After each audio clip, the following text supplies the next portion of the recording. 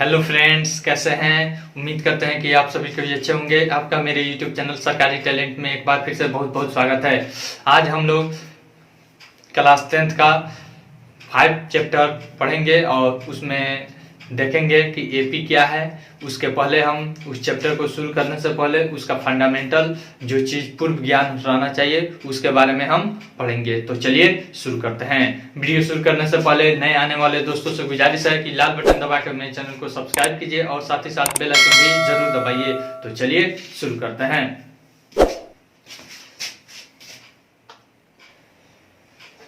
यहाँ पे सबसे पहले हमको सीरीज दिया है। क्या दिया है? सीरीज या फिर प्रोग्रेशन।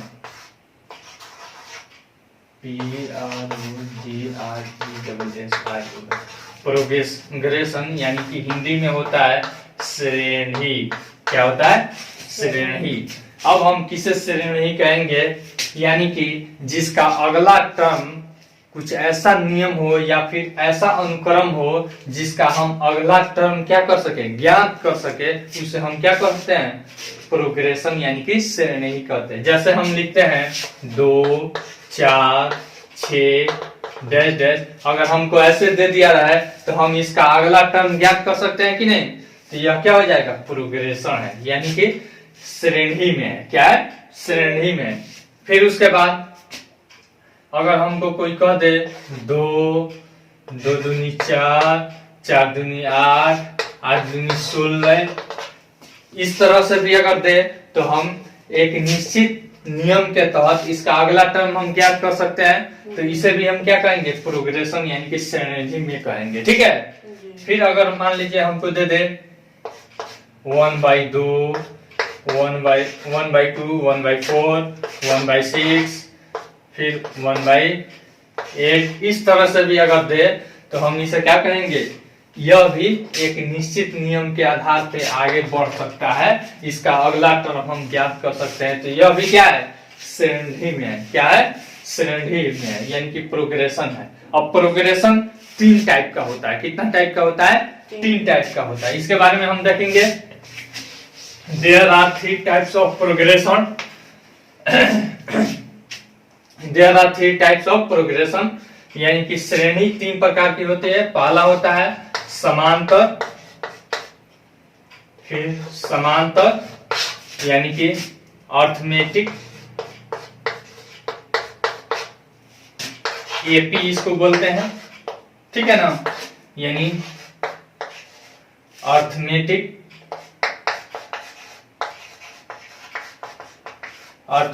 प्रोग्रेशन,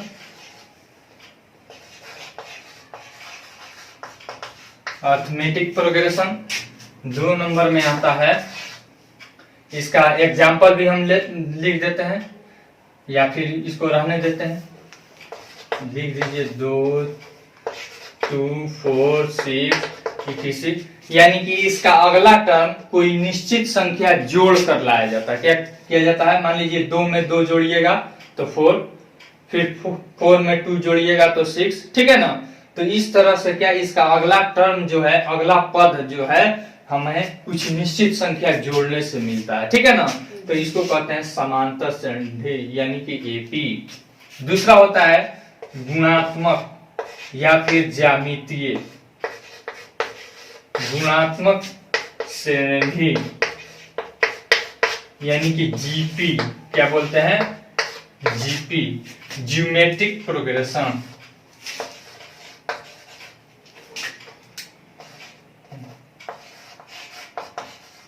ज्योमेट्रिक प्रोग्रेशन यानी कि इसका होता है कि कोई निश्चित संख्या गुना करने के बाद आता है। क्या आता है? कोई निश्चित संख्या गुना करने के बाद आता है। तो इसे कहते हैं गुणात्मक श्रेणी। अब देखिए इसमें होता है, मान लीजिए 2 हो गया। 2 में अगर हम 3 डाल देते हैं, कितना डाल देते हैं? तो 2 3 6। फिर अगर 6 में 3 से मल्टीप्लाई करेंगे तो 18, फिर 18 में 3 से 18 में 54। इस तरह से इसका टर्म क्या होता है? आगे बढ़ता जाता है। क्या होता है? इसका टर्म आगे बढ़ता जाता है। तो इसे कहते हैं गुणात्मक श्रेणी यानी कि जीपी ज्योमेट्रिक प्रोग्रेशन। 3 नंबर में आता है हार्मोनिक प्रोग्रेशन यानी कि हरासात्मक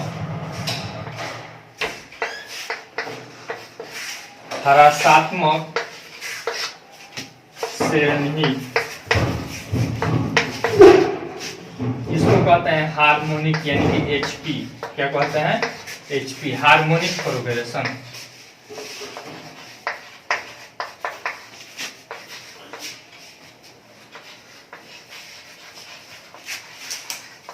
हार्मोनिक प्रोग्रेशन इसमें होता यह है कि इसमें एपी का रेसिप्रोकल होता है। क्या होता है? एपी का रेसिप्रोकल होता है। अगर मान लीजिए यह एपी में है, अगर इसका रेसिप्रोकल यानी कि व्युत्क्रम हम लिखते हैं तो यह क्या हो जाता है? हार्मोनिक श्रेणी में हो जाता है। ठीक है, जैसे मान लीजिए यहाँ पे 2 है, 2 का रेसिप्रोकल 1/2, फिर 4 का 1/4, फिर 6 का 1/6, फिर 1/8। इस तरह से यह क्या है?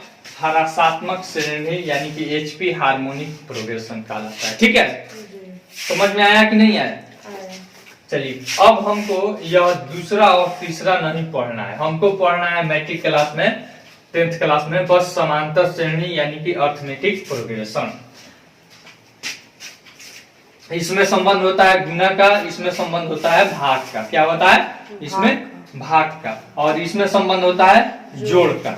इसका अगला टर्म जोड़ कर लाया जाता है, इसका अगला टर्म क्या करके? गुना करके। इसको और इसको हमें नहीं पढ़ना है, 11th क्लास में पढ़ना है, इसके बारे में अभी हमको पढ़ना है। तो चलिए इसके बारे में हम बताते हैं। अब देखिए समांतर श्रेणी में कितने कितने टाइप के होते हैं। यहाँ भी 2 टाइप के होते हैं। कितने टाइप के होते हैं? 2 टाइप्स। There are 2 types. एक होता है परिमित समांतर श्रेणी,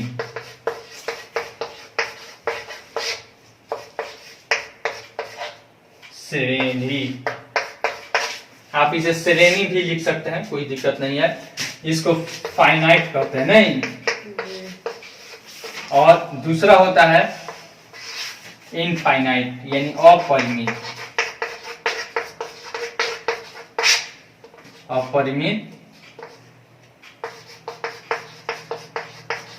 समांतर श्रेणी, ठीक है ना, यानी ई हो जाएगा इनफाइनाइट।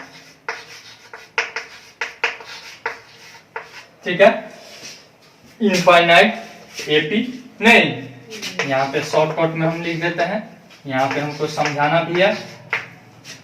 अब इसमें होता है इसका लास्ट टर्म ज्ञात रहता है, अंतिम पद क्या रहता है? ज्ञात रहता है, तो इसे कहते हैं परिमित। और इसका अंतिम पद ज्ञात नहीं रहता है। जैसे मान लीजिए हम लिख देते हैं 2, 4, 6, 8, इतना ही हम लिख कर रन देते हैं, तो इसका अंतिम पद क्या है? ज्ञात है। तो इसे हम कहेंगे परिमित समांतर श्रेणी। अगर मान लीजिए हम लिख देते हैं इसी को, या फिर ऐसे लिख देते हैं 3, 6, 9, 12, फिर डैश डैश दे देते हैं, इसका अर्थ है कि इसका अंतिम पद जो है वह अनंत तक जा रहा है। नहीं, अंतिम पद लास्ट टर्म हमको ज्ञात नहीं है, तो इसे कहेंगे कि अपरिमित समांतर श्रेणी। ठीक है, आसान है कि नहीं? उसको बाबू बंद कर दो। तो समझ में आया है यहाँ तक? फिर आगे इसमें बताते हैं। यहाँ ले लिया कॉपी। फिर से समांतर श्रेणी में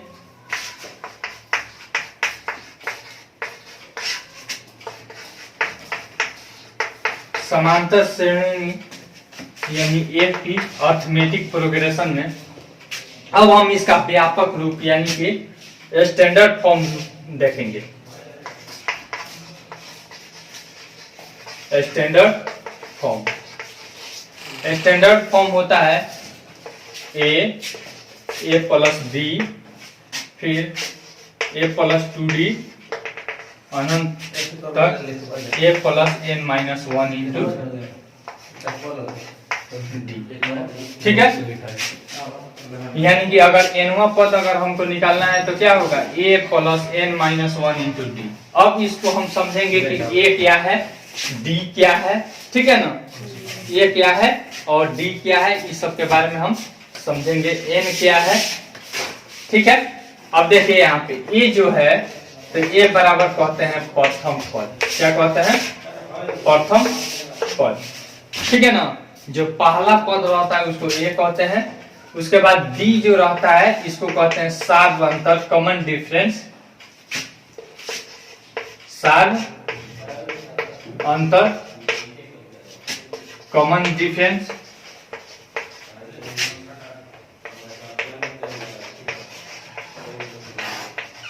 कॉमन डिफरेंस, इसे डी भी हम बोलते हैं नहीं, या सी डी भी कोई कुछ लोग लिखता है।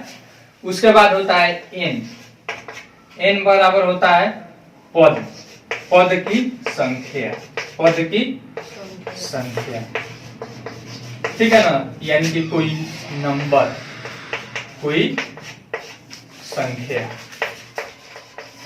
ठीक है ना, या कौन सा पदवा है, यह सब होता है। यह व्यापक रूप होता है। हमको देखना है कि यह एपी में है कि नहीं। तो क्या करते हैं कि जो भी लगातार रहता है, लगातार दो का अंतर निकाल कर देखते हैं। अगर समान आता है तो उसे कहते हैं कि यह क्या है, एपी में। अगर डी अगर समान आता है तो हम क्या कहते हैं कि एपी में। तो मान लीजिए डी बराबर हमारा सूत्र होता है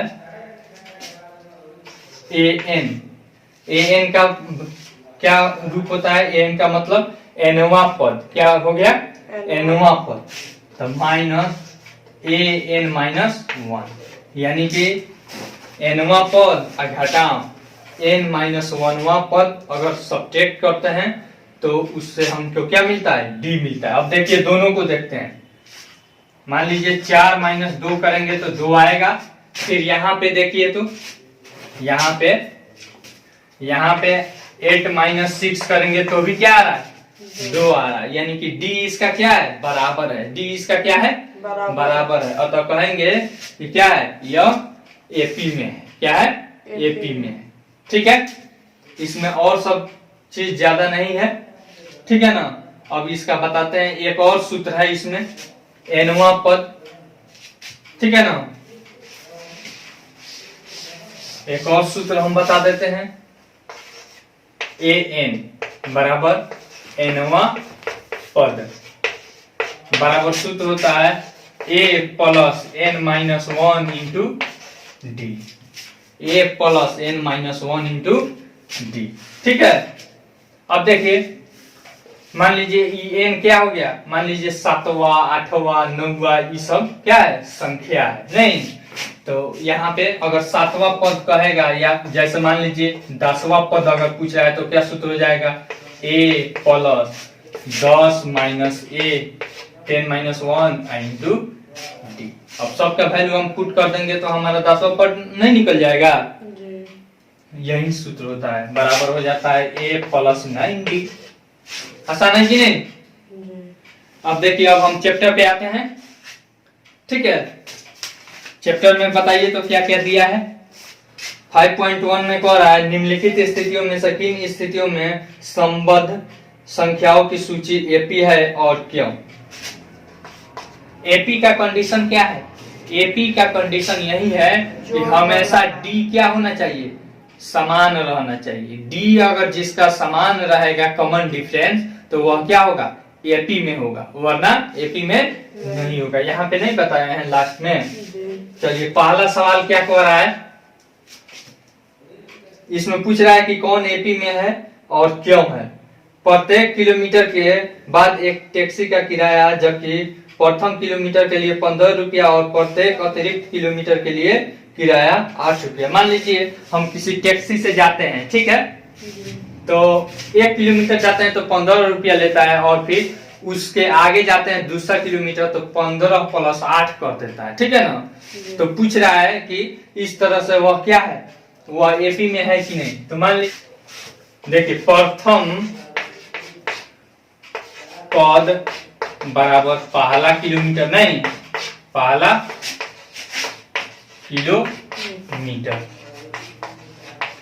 ठीक है, अब देखिए बराबर हो जाएगा 15 रुपया, नहीं। उसके बाद अगला जो किलोमीटर है, अगला km, किलोमीटर लिख देते हैं, km बराबर 8 रुपया, बराबर वह क्या हो जाएगा, d हो जाएगा। क्या हो जाएगा, d हो जाएगा। मान लीजिए अब हम लिखते हैं 1 किलोमीटर के लिए, 1 km के लिए कितना किराया बनेगा, 15 रुपया। कितना बनेगा, 15 रुपया। 2 km के लिए हो जाएगा 15 और प्लस 8 बराबर 23। ठीक है, 3 किलोमीटर के लिए, 3 किलोमीटर के लिए हमारा हो जाएगा 15 प्लस 8 और 8, नहीं 8 8 16 5 21 का 1 और हाथ में आया 2 2 1 यानी 31 रुपया, नहीं। फिर 4 किलोमीटर के लिए 4 km बराबर हो जाएगा 15 प्लस 8 प्लस 8 प्लस 8 बराबर हो जाएगा 39 रुपया। अब देखिए तो यहाँ पे हम डी निकालते हैं। क्या निकालते हैं, डी। तो यह हो गया हमारा A1 A2 A3 A4, यानी प्रथम पद, दूसरा पद, तीसरा पद, चौथा पद हुआ ना। तो अब देखिए इसका डी निकालते हैं, CD निकालते हैं। तो अब देखिए तो डी बराबर, या CD भी आप लिख सकते हैं, A2 और माइनस A1 हो जाएगा, होगा ना। तो A2 कितना है, 23 माइनस 15 बराबर कितना, 8। फिर यहाँ पे अब यहाँ पे हमने A1 A2 को माने हैं, अब फिर A2 और A3 को मानेंगे, नहीं। तो A3 माइनस A2 करेंगे तो D बराबर, देखिए तो कितना है, 31 है माइनस 23 है, तो कितना आ रहा, 8। अब देखिए तो D बराबर है कि नहीं, तो लिखेंगे इसका D क्या है, बराबर है। इसका कॉमन डिफरेंस यानी कि सार अंतर लिखेंगे, इसका सार अंतर यानी कि कॉमन डिफरेंस क्या है, बराबर है, बराबर है। अतः क्या है, यह एपी में है, यह एपी यानी कि अर्थमेटिक प्रोग्रेशन में है। आसान है कि नहीं है जी। चलिए दूसरा, किसी बेलन में उपस्थित हवा की मात्रा जो कि वायु निकालने वाला पंप प्रत्येक बार बेलन की शेष हवा का 1/4 भाग बाहर निकाल देता है। इसको उतार लीजिए, मिटा दे इसको। दूसरा सवाल बता देते हैं, बढ़िया सवाल है दूसरा। अगर 9th क्लास में अगर आप बेलन का आयतन नहीं पढ़े हैं तो इसमें आपको प्रॉब्लम हो सकता है। अब देखिए दूसरा सवाल, तब बेलन में कितना हवा भरी जा सकती है जितना उसका आयतन होगा, नहीं। बेलन कैसा रहता है, मान लीजिए बेलन लगभग ऐसा ही रहता है, नहीं। ठीक है, सिलेंडर रोलर आप देखे हैं ना, उसी तरह से रहता है। तो बेलन का आयतन बराबर क्या होता है, बोलिए तो। बेलन का आयतन बराबर होता है पाई आर स्क्वायर एच। भूल गए हैं लोग, इतना उसमें क्या है, हवा भरा है। फर्स्ट टाइम में इतना है। अब उसमें एक पंप लगाया गया है, वो हमेशा कितना हवा बाहर फेंकता है, 1/4। तो इसका 1/4 बाहर फेंकता है, ठीक है ना। तो कितना बेर में, प्रत्येक बार। फर्स्ट टाइम में इतना है और सेकेंड टाइम में क्या करता है, वो 1/4 भाग घटा लेता है, यानी कि बाहर फेंक देता है। तो उसमें कितना हवा बचा, यानी कि फर्स्ट या A1 लिख देते हैं। क्या करते हैं, A1 बराबर आप देख लीजिए pi are square H minus pi are square H by 4। ठीक है, यहाँ पे देखिए पाई आर स्क्वायर में से उसका चौथाई हिस्सा क्या कर देता है, बाहर फेंक देता है। तो इसका डायरेक्ट हम निकाल देते हैं, इसके नीचे 1 है। अब 4 और 1 का एलसीएम 4 हो जाएगा, और यह 4 पाई आर स्क्वायर एच, और इसमें से 1 पाई आर स्क्वायर एच जाएगा, तो 3 pi are square H by 4। यह हो गया हमारा A1। अब A2 देखिए, अब इतना बचा है, ठीक है ना। अब इतना बचता है, तो अब क्या करता है कि इसका चौथाई भाग, देखिए यहाँ पे क्लियर दे रहा है कि जबकि वायु निकालने वाला पंप प्रत्येक बार बेलन की शेष हवा का 1/4 भाग बाहर निकाल देता है। अब देखिए इतना शेष बचा है। अब A2 क्या होगा, 3 pi are square H by 4 का इसका चौथाई हिस्सा निकाल देगा, नहीं इसका क्या करेगा, चौथाई हिस्सा निकाल देगा। तो देखिए, तो इसका बाई 4 करेंगे तो यानी कि हो जाएगा 16 हो जाएगा, 3 pi are square H by 16 हो जाएगा, ठीक है ना।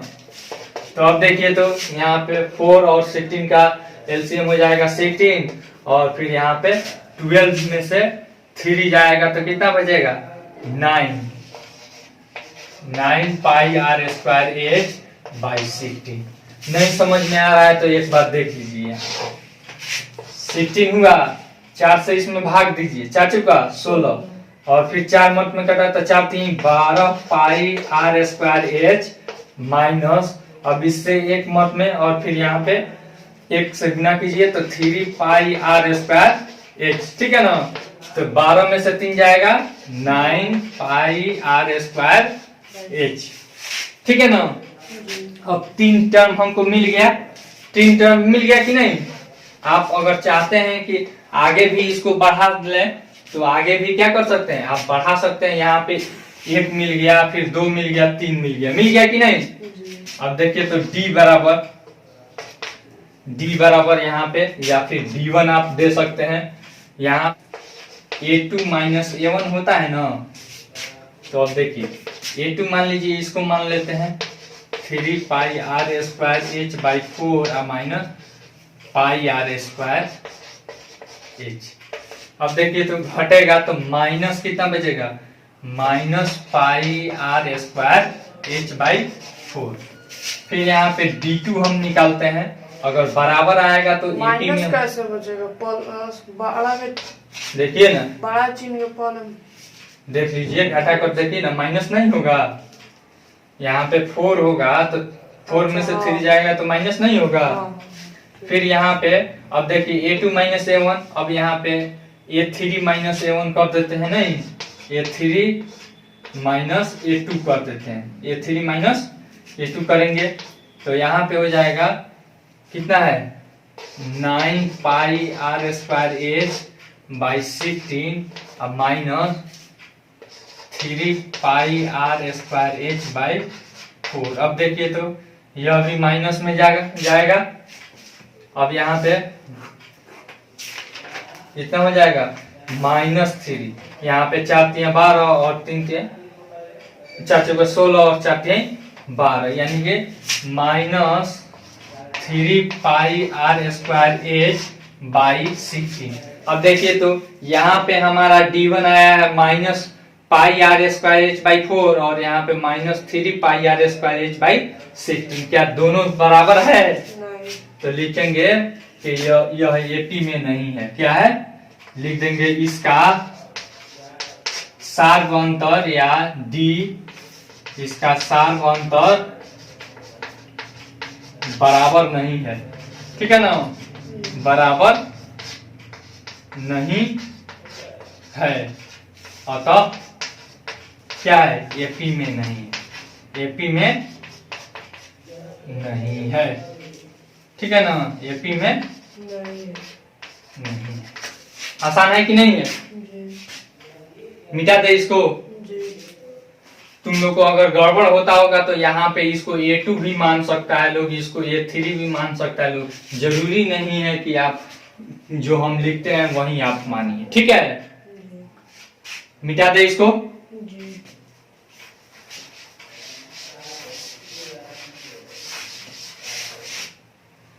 फिर तीसरा सवाल इसका क्या कह रहा है,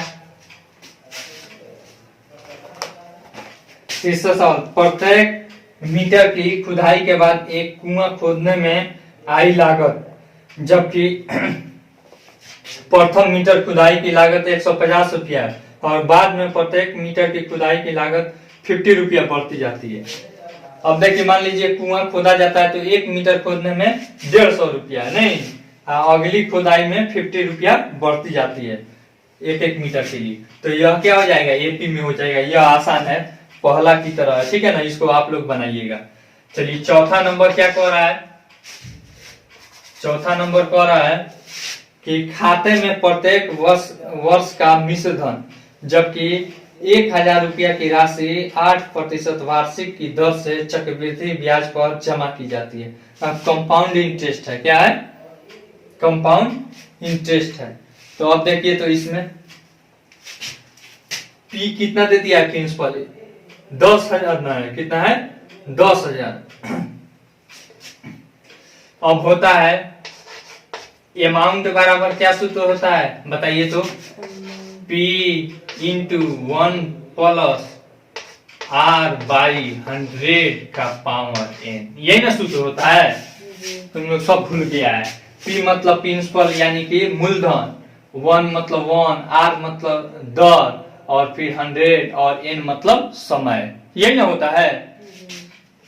याद नहीं रखता है लोग। यहाँ पे 10,000 है, क्या है, 10,000 इंटू 1 प्लस R कितना है, 8% ना है, 8/100 और यहाँ पे 1। 1 साल के लिए क्या हुआ, इतना हुआ, नहीं। अब देखिए तो कितना आ रहा है, 10,000 फिर इंटू 108 बाई गुना 108/100, 2 जीरो से 2 जीरो कट जाएगा, बच जाएगा 10, 8 और 00, यानी कि 10,800 रुपया 1 साल में हुआ। क्या हुआ, 1 साल में। प्रथम वर्ष, यहाँ पे प्रथम वर्ष लिख देंगे, प्रथम वर्ष 1 साल में। अब द्वितीय वर्ष में,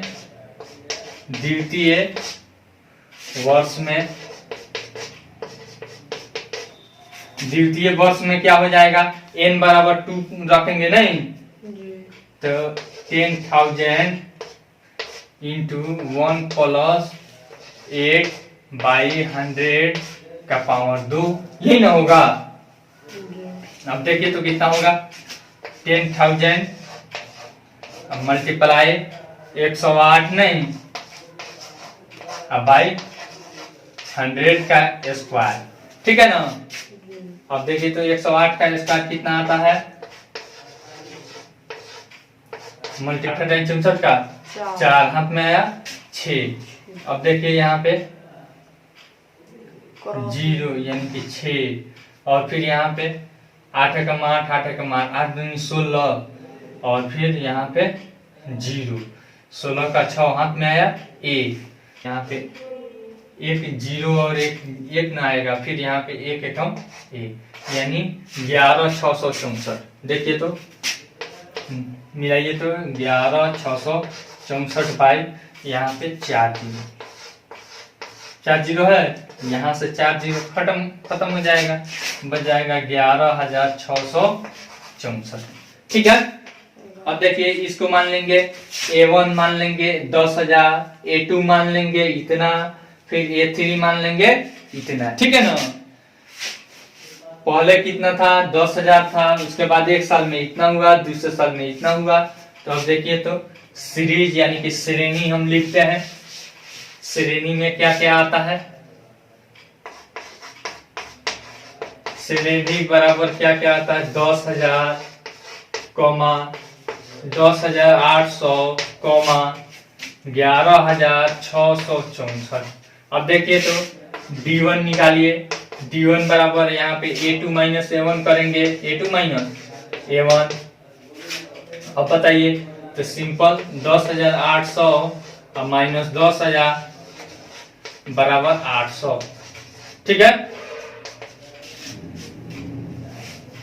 फिर यहाँ पे D2 हम निकालेंगे, D2 बराबर A3 माइनस A2 करेंगे, A3 माइनस A2 करेंगे, यानी 11,664 माइनस 10,800। देखिए तो कितना हो जाएगा 4 6 और फिर यहाँ पे 8, 864 रुपया हो गया ये।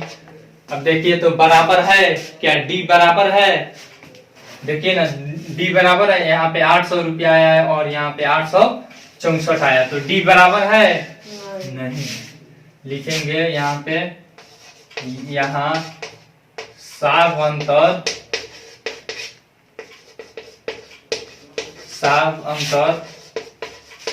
बराबर नहीं है, अतः क्या है, यह एपी में नहीं, ठीक है, एपी में नहीं है। आसान है कि नहीं। फिर उसके बाद दूसरा कह रहा है, दी हुई एपी के प्रथम 4 पद लिखिए, जबकि एपी का प्रथम पद ए और साफ अंतर डी निम्नलिखित है।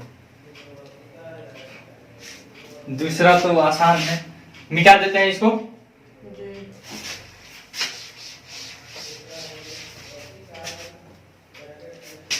दूसरा सवाल कह रहा है कि प्रथम 4 पद ज्ञात करना है। देखिए इसका कौन बता दे, 1 नंबर तो आसान है, 5वां या चौथा बता देते हैं। चलिए 5वां बता देते हैं। 5वां है ए बराबर दिया है -1.25, ठीक है। फिर उसके बाद डी बराबर दिया है -0.25, यही ना है। प्रथम 4 पद पूछ रहा है। अब देखिए यहाँ पे A1 दे दिया है, नहीं प्रथम पद दे दिया है, फिर D दे दिया है, तो A2 बराबर लिखेंगे, यानी दूसरा पद A2 बराबर A plus n-1 into D न होता है, बराबर आप सूत्र लिखेगा तो लिखते लिखते क्या हो जाएगा, आपको याद हो जाएगा, ठीक है ना। तो A प्लस n के जगह पर 2 डालेंगे, 2 - 1 इंटू डी, ए प्लस यानी कि 1d, ठीक है ना। तो 1 से d में मल्टीप्लाई करेंगे तो d ही रह जाएगा। तो a का वैल्यू कितना है, -1.25 है, फिर प्लस यहाँ पे d का वैल्यू कितना है, -0.25 है, यही ना है, -1.25 और फिर यहाँ पे -0.25, इसको माइनस माइनस जुट जाएगा, कहाँ माइनस, यहाँ माइनस है, यहाँ माइनस है, नहीं है, नहीं जुटता है, जुटेगा, गुना हो रहा है, गुना में ना चिन्ह चेंज होता है, जोड़ घटाव में चिन्ह चेंज नहीं होता है। जोड़ घटाव में क्या होता है, क्रिया होता है, क्या होता है, क्रिया होता है। तो अब यहाँ पे माइनस माइनस कौन सा क्रिया होगा, प्लस का क्रिया होगा। तो 5 5 0 यानी कि 10 हो जाएगा, तो 0 बच जाएगा हाथ में 1, 2 2 4 1 5, यहाँ पे दशमलव और फिर 0 1 1 और चिन्ह हो जाएगा माइनस। यह हो गया हमारा A2, क्या हो गया, A2। अब A3 निकालेंगे, A3 बराबर A प्लस 2D हो जाएगा। तो A का वैल्यू है -1.25 और प्लस 2 गुना -0.25, ठीक है ना।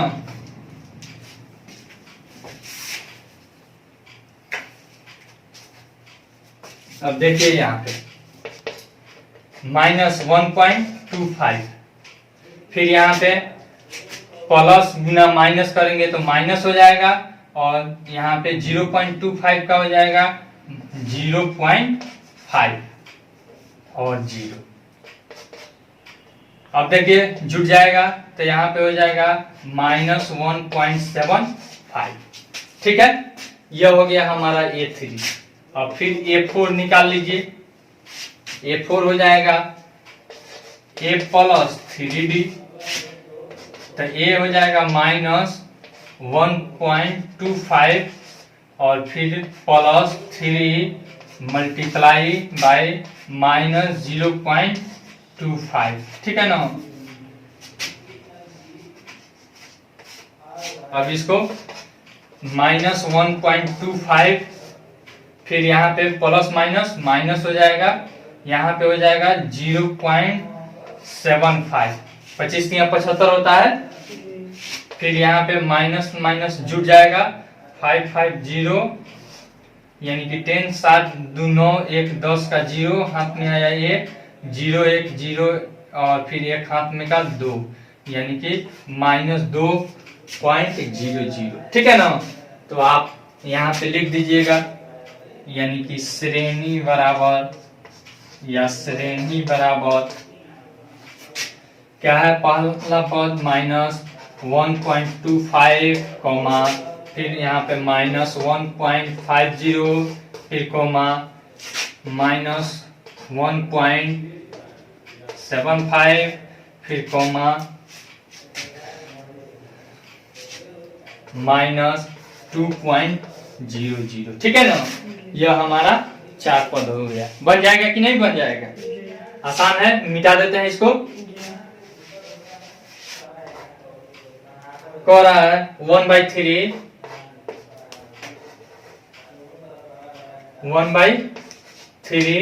कॉमा 5/3, फिर कॉमा 9/3, फिर कॉमा 13/3। ठीक है ना, यही ना है। देखिए तो अब प्रथम पद कह रहा है, तो प्रथम पद तो ये पहला होता है नहीं, पद बराबर a बराबर क्या हो जाएगा 1/3। अब क्या पूछ रहा है, सार्वंतर पूछ रहा है। क्या पूछ रहा है? सार्वंतर, यानी कि d पूछ रहा है। क्या पूछ रहा है? सार्वंतर। d बराबर क्या सूत्र होता है हमारा, a2 माइनस a1 कर दीजिए, a2 माइनस a1, यानी कि दो लगातार पदों का अंतर क्या कहलाता है, सार्वंतर, यानी कि d कहलाता है। तो 5/3 -1/3, तो 3 का एलसीएम 3 हो जाएगा, और यहाँ पे 5 और -1, यही ना होगा। तो अब देखिए तो कितना हो जाएगा, 4/3, यानी कि 4/3।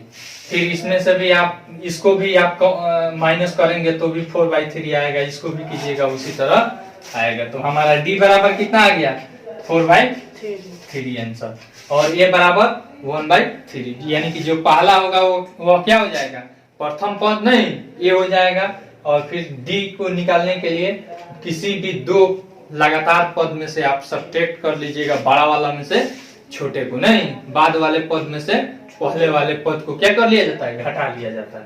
तो बाद वाला पद ये है, इसमें से इसको हम घटा लिए, आप इसमें से इसको भी घटा सकते हैं। आसान है कि नहीं है? मिटा दे इसको।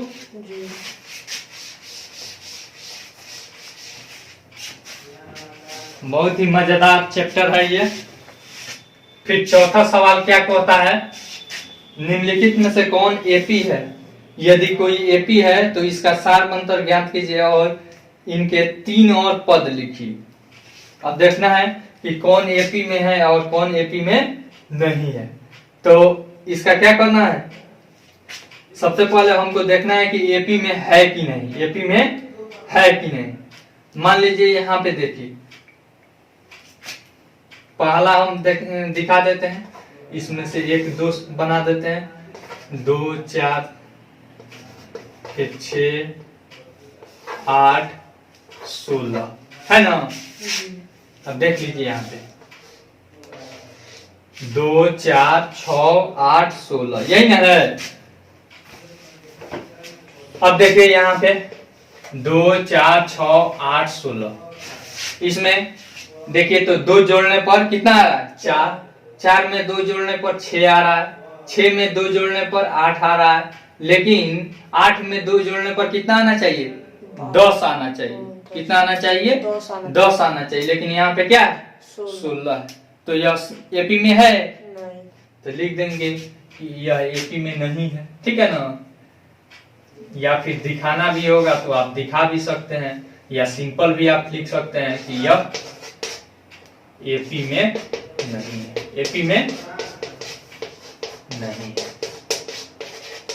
इसका कारण कोई पूछेगा तो यहाँ पे दिखाइएगा, यहाँ पे A2 माइनस A1 बराबर 4 माइनस 2 बराबर 2, और जबकि यहाँ पे 1 2 3 4 पांचवा पद है, यानी A5 और माइनस A4 कीजिए, तब हो जाएगा 16 माइनस 8 बराबर कितना 8। दोनों बराबर है? नहीं। नहीं बराबर। और तो क्या करेंगे, यह AP में नहीं, मिटा देते हैं इसको। और फिर और इसमें कौन है देख लीजिए। अब यहाँ पे तीसरा देखिए, तीसरा सवाल देखिए तो कह रहा है -1.2 कोमा -3.2 फिर कोमा -5.2 फिर कोमा -7.2। अब देखिए तो यहाँ पे -1.2 है, फिर इसमें -2 ऐड किया है तो क्या हो जा रहा है -3.2, फिर -2 तो -5.2, फिर यहाँ पे -5 में -2 ऐड किया है तो -7.2। तो यह क्या है, AP में है। क्या है, AP में है। लिखेंगे यह AP में है। क्या है, AP में है। ठीक है ना। अब इसका सार अंतर पूछ रहा है, यानी कि D बराबर, तो D बराबर आप क्या कीजिएगा, यानी कि A2 माइनस A1 कर लीजिएगा। आपको जो मन करे कोई भी लगातार आप पद लेकर इसको निकाल सकते हैं। तो -3.2 और माइनस, अब देखिए यहाँ पे आप लोग गड़बड़ ना कीजिएगा, -3.2 यह एक पद है और इसमें से घटाना है, केवल -1/2 मत कर दीजिएगा, यह पूरा साथ में रहता है माइनस नहीं। तो माइनस को क्या कर दीजिएगा, कॉमन में डाल दीजिएगा, यानी कि कोष्ट में, और 1/2 कर दीजिएगा। ठीक है। तो देखिए बराबर -3.2 है, माइनस माइनस प्लस हो जाएगा 1.2। अब देखिए तो माइनस प्लस कौन सा क्रिया होता है, घटेगा, माइनस का क्रिया होता है। जी। तो अब देखिए 2 में से 2 जाएगा 0 पॉइंट, और फिर 3 में से 1 जाएगा 2, और चिन्ह हो जाएगा हमारा माइनस, यानी कि हमारा D कितना हो गया, -2। अब कह रहा है कि अगला 4 पद लिखिए। क्या कीजिए, अगला 4 पद। तो ये A1 A2 A3 A4, अब A5 हमको लिखना है। क्या करना है, A5 का क्या सूत्र होता है, A + 4D होता है ना। नहीं समझ में आया, यहाँ पे बताए थे A + n - 1 × D होता है ना। तो यहाँ पे मान लीजिए 5 रखिएगा, तो 5 में से 1 जाएगा तो क्या हो जाएगा 4D, वही डायरेक्ट लिख दिए, नहीं लिखे हैं। हमेशा मान लीजिए 10वां पद कहेगा तो 9D ऐड करेंगे। ठीक है ना, यानी कि 9 गो D इसमें जोड़ देंगे। यहाँ पे हमको 5वां पद पूछ रहा है, तो एगो कम, इससे एगो कम से D में मल्टीप्लाई कर देते हैं, यानी गुना कर देते हैं। ठीक है। तो A का वैल्यू कितना है हमारा, -1.2 प्लस 4 गुना D का वैल्यू कितना है, -2 है। कितना है, -2 है, 2.0, यही ना है। -1.2 फिर मल्टीप्लाई प्लस माइनस माइनस 4 दूनी 8 -1.0। अब देखिए तो माइनस माइनस जुड़ जाएगा, यानी कि 9.2 -9.2। कोई दिक्कत, फिर अगला निकालते हैं, मिटा दे इसको ऊपर वाले को।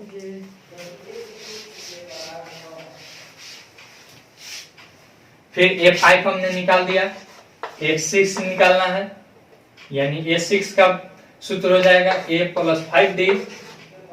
अब देखिए तो A का वैल्यू हमारा है -1.2, फिर प्लस 5 मल्टीप्लाई बाई -2.0, यह हो जाएगा हमारा -1.2 और -10.0 बराबर -11.2। हमारा A6 निकल गया। A7 हम निकालेंगे, A7 बराबर हो जाएगा A + 6D। ठीक है ना। A का वैल्यू है -1.2 है, फिर यहाँ पे प्लस है 6 मल्टीप्लाई बाई -2.0। ठीक है ना। फिर यहाँ पे हो जाएगा -1.2 प्लस माइनस -12.0 12 एक माइनस 13.2, फिर यहाँ पे ये 1 हो जाएगा, 4 को टर्म हमको निकालना है, 4 पद, 1 2 3, अब ये चौथा चल रहा है, यानी 1 + 7d हो जाएगा। अब a का वैल्यू -1.2 है, +7 मल्टीप्लाई बाई d का वैल्यू है -2.0, फिर यहाँ पे हो जाएगा -1.2, फिर प्लस माइनस माइनस 14.0, 14 एक 15, यानी कि -15.2। ठीक है कि नहीं? यह हो गया हमारा आंसर। ठीक है, आप अगर सिलसिलेवार लिखना चाहते हैं तो आप उसे और भी आगे सिलसिलेवार लिख सकते हैं, जैसे हम लिख देते हैं -9.22, फिर -11.2, फिर कॉमा -13.2, फिर कॉमा -15.2। आसान है? जी। चलिए इसको बना लीजिएगा।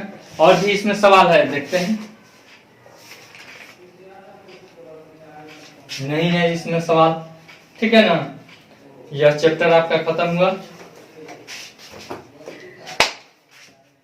आई होप आपको यह वीडियो बहुत पसंद आई होगी। अगर इस चैप्टर को बनाने में आपको कोई भी प्रॉब्लम फंसता है तो आप निधड़क कमेंट करके पूछ सकते हैं। अगर आपको यह वीडियो पसंद आई हो तो लाइक कीजिए, शेयर कीजिए और कमेंट करके अपना सुझाव जरूर दीजिए। Thanks for watching. 1 घंटा